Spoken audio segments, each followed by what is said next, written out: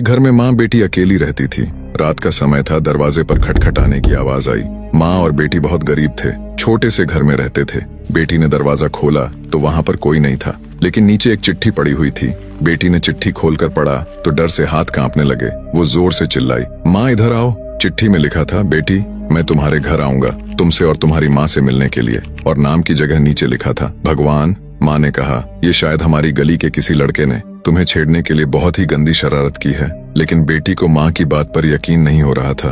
बेटी बोली, माँ पता नहीं क्यों मुझे यह सच लग रहा है। जैसे तैसे माँ को मनाकर बेटी और माँ दोनों भगवान के स्वागत की तैयारी में लग गए। घर भले ही छोटा सा था, लेकिन दिल बहुत अमीर था। घर पर एक चटाई मेहमानों के लिए थी, निकाल कर बिछा दी, और रसोई घर में जाकर देखा तो खाने का एक दाना नहीं था। बेटी और माँ दोनों गहरी सोच में पड़ गए कि यदि सच में भगवान आ गए तो खाने में कुछ नहीं दे पाएंगे। आगे पीछे का कुछ नहीं सोचा और बचत के जो 300 रुपए बेटी के पास थे, पैसे लेकर वे दोनों छाता और कंबल लेकर किराने की दुकान के लिए निकल पड़े। बारिश होने वाली थी और ठंड भी बहुत ज्यादा थी।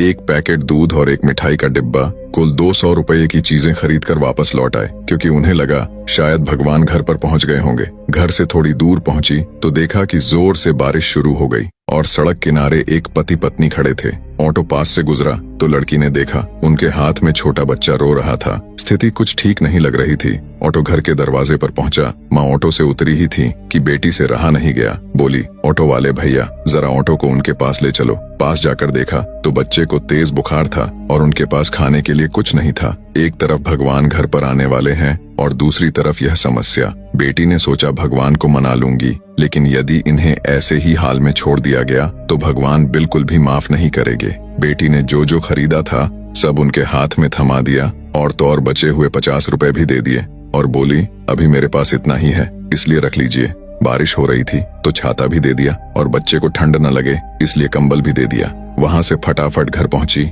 यह सोचकर कि भगवान आ गए होंगे, लेकिन दरवाजे पर माँ खड़ी थी। बोली, आने में इतनी देर क्यों लगा दी बेटी? ये देखे एक और चिट्ठी आई है, पता नहीं किसकी है।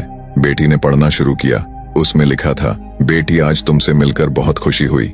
पहले से दुबली हो गई हो लेकिन आज भी उतनी ही सुंदर हो। मिठाई बहुत अच्छी थी और तुम्हारे दिए हुए कंबल से बहुत आराम मिला। छाता देने के लिए धन्यवाद बेटी, अगली बार मिलते ही लौटा दूंगा। बेटी के तो होश उड़ गए। निशब्द होकर पीछे मुड़कर सड़क किनारे देखा तो वहां कोई नहीं था। चिट्ठी में आगे लिखा था, इधर उधर मत ढूंढो मुझे, मैं तो कण कण में हूँ। जहाँ पवित्र सोच हो मैं हर उस मन में हूँ। यदि कोई जरूरतमंद दिखे तो मैं उस हर जरूरतमंद में हूँ। बेटी जोर से रो पड़ी और रोते रोते माँ को सब बताया। दोनों बहुत ही भावुक हो गए और पूरी रात सो नहीं पाए। दोस्तों, अब आप सभी से एक प्रश्न है, ये बेटी सच में गरीब थी क्या? जरा सोचिए और अपने दिल से इस सवाल का जवाब दीजिएगा, क्योंकि व्यक्ति मरने के बाद अपने साथ पैसे नहीं बल्कि कर्म लेकर जाता है, और जरूरी नहीं कि हर पैसे वाला व्यक्ति अच्छे कर्म लेकर जा रहा हो। इसीलिए कोशिश करें कि पैसों से अमीर हो या ना हो, लेकिन कर्मों से अमीर जरूर बने। जय श्री राधे।